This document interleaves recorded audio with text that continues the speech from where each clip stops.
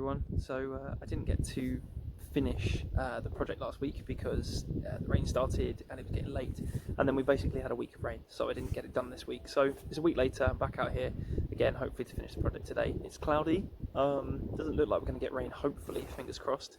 So I wanted to start off by just explaining a little bit about what I did with the groundworks, because my phone died when I tried to get that footage last week, so I didn't actually manage to film any of it. And then hopefully we should be able to get the weed-proof membrane down, and then steal the bags of compost from the trampoline if I can get the anchors in. The ground's a bit softer now, and then we'll be finished, all done, ready for planting later in the year. So to start with, I had to cut away this area here. So I took about 12 centimetres here and squared it off all the way up to the shed, and then had to dig down and make sure it was all completely level. All the gravel, majority of the gravel, I shifted behind the shed there. You can see there's a bit of a mess around behind there. I'll have to sort that out at a later date, but it's hidden from view, which is the main thing.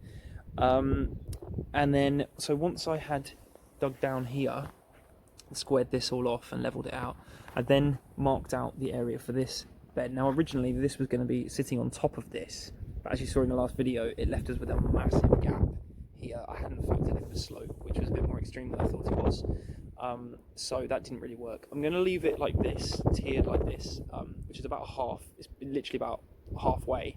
The reason for that is I'm going to put tomatoes in this bed here, so they're going to be much taller, and then I'm going to put leeks in this one, so they're going to be much lower down. So it will create a nice feature with it being stepped, rather than if I drop that down level, then I might as well have just made an L-shape bed, and I'll probably end up having to cut that middle bit out. So that's the plan. I used a bit of ballast to help level this area out over here, and some gravel, and literally just to, and some of the turf that I dug out, that I sort of wedged it underneath there, just to help me level it. I'm gonna finish that properly at some point. I'll get some ornamental gravel to finish that properly. So next step is to get the weed-proof membrane down. Right, so I managed to get the anchors in. You can see down there. The anchors are in. So I've been able to get rid of the compost, which is great. It's a bit windy, try and shield that. So next step is to get the membrane in. I've just double checked that everything's level, so that's all good. These are all leveled off. Literally gonna measure up the membrane, cut it, staple gun it to the inside of these. So I'm gonna set the camera up and just film what I'm doing for the whole thing and do like a time lapse. So I'm gonna measure inside the box. The width is roughly 60 centimetres, so I'm going to cut to 70 centimetres in width, so there's 5 centimetre each side overlap to fold up on the inside. And the length, I believe, should be about a metre. The length is 1 metre, look at that. So we'll do 1,10 m lengthways again, so it can fold up on each side. Now this is just some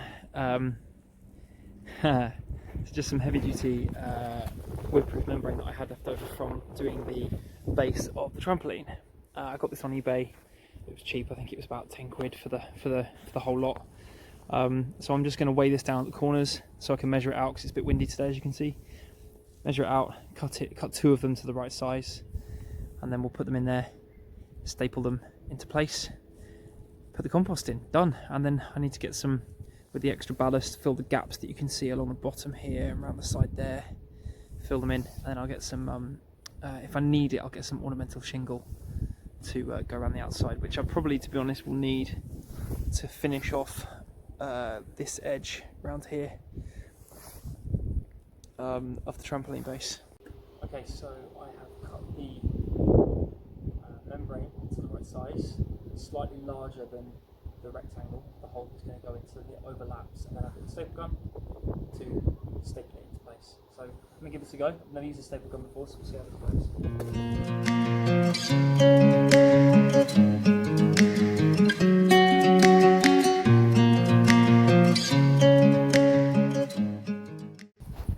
So here you can see, just stapled it in, gone all the way around, staple, staple, staple, all the way around. I've got quite a bit of excess here, which I'll cut off. Quite a bit of excess on this side, so I probably just made it a little bit too big when I cut it. I wasn't being exact. But yeah, so that's nice and stapled in, and that will be perfect to fill with compost. So with that extra bit that's around the side there, I'm just going to take a Stanley knife, cut around it nice and gently. Don't want to score the wood too much. But yeah, just take the edge off, and then I'll do the other one. And then we're all done. We can just fill them with compost, nice and easy. You could stake these into place. You could sink stakes, you could cement them into place. I actually don't want to do that, because if in the future I decide I want to move them, then as they are technically, I could just empty the compost out, pick the whole thing up and move it. There's a bit of a discussion between the wife and myself about whether or not this one on this side should actually be level with the one on the bottom. So let's see how it looks this year. If I don't like it, I can always just empty the compost out of it next year, dig down a bit further, sink it to its level, maybe even take that extra bit out and make it into one big L-shaped bed. But at least this way I've got the flexibility with it. And there we go, 2 of the beds completely the membrane in, all stapled into place. Just be really careful once you cut it. I found that once I cut the excess away, I found that the corners weren't that tight, so I went round again. As you can see how close the staples are spaced together. I've probably been a bit excessive, but once I drop the weight of the compost in this, it's going to pull down on the membrane, so some of these staples will just rip through the membrane. So make sure the corners are all really nice and tight. There's 2 or 3 on each side of that corner. You can see there, like, just to really get into the corner, because that's where it's going to split, and then you'll end up with weeds popping up in your veg patch, which you don't want. And that's it, we're done. We are short on compost. I need to go and get another bag, or maybe 2, but 2 raised beds. I'm going to get some nice ornamental gravel for there, like I said, and just fill this area in here all the way around, just tidy it up. Had a little helper as well with this last bit. And yeah, fill it up with compost, ready for planting in the spring. So thanks very much for watching, and that's how you can make raised beds with any material you've got lying around.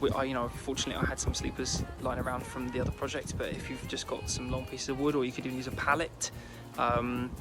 If you were using less heavy duty pieces of wood to box the raised bed, then you'd probably need to stake it and support it, because the good thing about the sleepers is that they're heavy, so that's going to help hold it in place.